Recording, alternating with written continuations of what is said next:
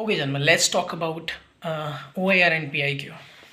Lately, I had been getting so many messages how you prepared for your OIR and what things you write in your PIQ. So let's talk about it. You know, being a fresher or a candidate who has just started giving SSB, he has a fear, doubt instilled in his head that how I should prepare for this OIR. He's much bothered about this OIR section rather than preparing for interview section and its psychology. He's bothered about those questions which he has to complete within the time constraint. So he's much bothered about those things, and he always gives more preference to those OIR questions. But once you give this OIR, you can be rest assured that those questions are very easy. Anyone can do those questions within that time limit. Yes, those questions are very easy. uh, Even a working class who has not uh, been preparing for any exam or anything, he can easily do those questions. But even if you want to prepare for those OIR section, those OIR questions, I believe uh, certain books, if you can easily go to the market, and whichever book you select, if you know the basics about those reasoning questions, and if you know the basics about those quant questions, you can easily attempt those all those OIR questions. You don't have to worry much about it. Okay. I also got scared when I gave my first attempt. What questions will be asked in OIR if I don't qualify this OIR section? How am I going to proceed? Those questions were bothering me, but I solved. But I bought some books. I took some help from my seniors. They assisted me, and I easily cleared that OIR section. That is, and after once you gave that OIR in a second attempt, you will be not bothering about those OIR questions. You can easily do those questions. And this PIQ, let's uh, focus more on PIQ, because PIQ is more important than your OIR section. Although the marks of your OIR and PIQ uh, in your screening process, they play a major role. But PIQ and this narration and GD part, your participation in GD, that plays an important role on first day. Okay, so let's talk about the PIQ.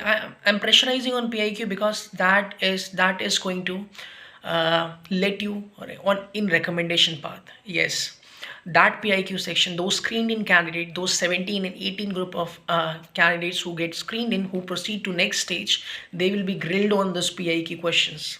Whatever they are writing, they will be asked questions on those PIQ.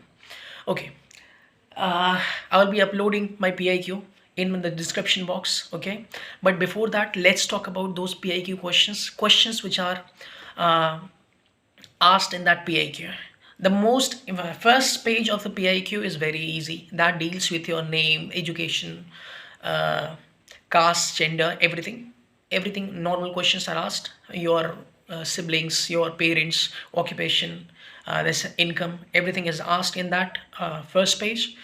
But on second page, four important questions are asked. First important section is NCC, your participation in NCC. If you have participated in NCC, its duration, its tenure, its certificate. That section is important. Uh, if you have NCC certificate, you can easily attempt that section and just paste your certificate copy after the completion of your PIQ. Okay. Next section is your sports, participation in sports. If you have any participation, or if you have gone to national level or district level, that is your plus point. I have not participated in any sports. I play with my friends just for fun. Those sports I played in my college, I played in my uh, school. That those sports I write it down. But if you have played any sports and gone to uh, national level or district level, that is going to impact your interviewer. Those candidates, they have I would say relatively much higher chances. Okay, because sports section is important. Post sports is important because army and defense always encourage sports, and if you have participation, that is well and good. But those can I have seen so many candidates, because a farmer candidate cannot they don't have any appropriate grounds to enroll themselves to national level or district level, so they don't have that ground. So they just leave all that section completely blank, but they get recommended. I have seen so many candidates who get recommended. So it does not, I believe every student has their reasons. Yes, for them, for one, some reasons can be justified, and for one, some reasons for them it can be justified. So every students, every candidate have their reasons. So accordingly, write it down. Accordingly, write the sports which you have participated, and if even if you have not participated, just write down the sports which you have played in schools and colleges, and leave the special achievement section completely blank. Okay. Third section is your hobbies and interest. Your hobbies, I would say that is the most important section, because the interviewer is going to grill you on your hobbies. So just ensure that whatever you are writing in your hobbies section, you do that thing every day.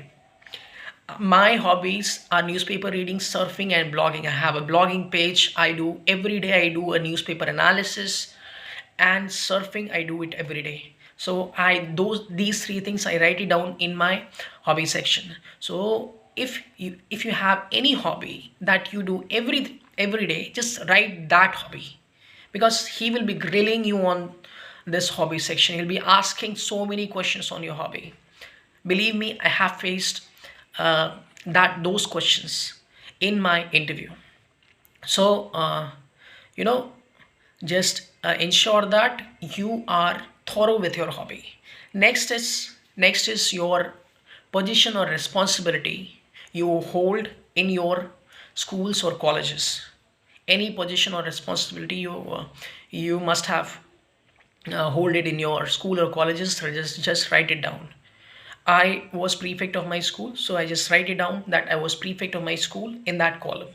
And those candidates who haven't hold any responsibility in their schools or colleges, they can write that if in colonies there are several social festivals like Ganesh Chaturthi and all that. They have a committee sort of, so they organize any event in those communities. So if you are appointed the organizer or team leader of that group, you can write it down. Yes, you can write it down. You can write it down. And next section is your number of attempts of SSBs. Number of attempts. You if no, earlier it was like you have to give details of all the attempts, all the screen out, and all the conference out, all those attempts. But now it's like, you have to write just your conference out attempts. So that section. So these things are asked in your PIQ. These important sections are asked, and if you are not writing something which is not related to you or not concerning you, you are trying to manipulate your assessor, he is going to grill you, and you are going to falter or stammer at any point, because those things are not your hobby. So just ensure that you are uh, writing those things which are concerning you. You are able to answer all those questions which uh, you answered in your PIQ. Okay, PIQ plays an important role in your recommendation thing. So I believe you should focus more on your PIQ, and you should try to develop, if even if you don't have any hobby or such, try to just try to develop that hobby from now onwards. That is going to help you a lot. Okay, just I believe most of the students must be playing some online games. You can write it down. Online games, the craze is there. You can write that online game as well. Because my fellow mate, I met him in Kapurthala SSB, he wrote that he is interested in playing online games. The interviewer asked what kind of games he is interested in. He said BGMI, PUBG. At that time, it was PUBG. He said PUBG and 8 ball pool and all that online games. He answered that, and interviewer was satisfied with him. So even if you play the online games, even if you do surfing of any cars, you are if you are interested in cars, if you do surfing of new brands which comes in market, or uh, any sports which you are interested in, you daily surf around those sports, you can write it down. Okay, you can write those things in your hobby sections.